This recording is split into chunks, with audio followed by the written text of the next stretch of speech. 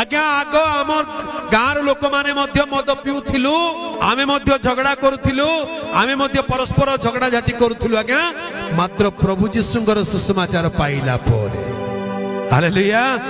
प्रभु जीशुंकर सुसमाचार पाइला पोरे आमर आचार व्यवहार बदली गला आमे अन्य को शत्रु कलु नाई परस्पर को क्षमा देलु परस्पर को सहाय्य कलु जणे गोटे काम करि पारु नै कले आमे जाय के हाथ मिसई देलु एबे प्रेम रे आनंद रे मिली मिसी केते शांति रचु सेति पई आमर गां भल होई पारिला हालेलुया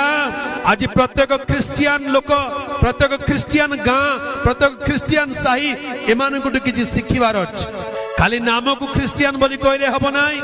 आमे 7 पुरुषर क्रिश्चियन आमे आगुरु बहुत वर्षर क्रिश्चियन बोली खाली नाम को कहले हबो नै आज्ञा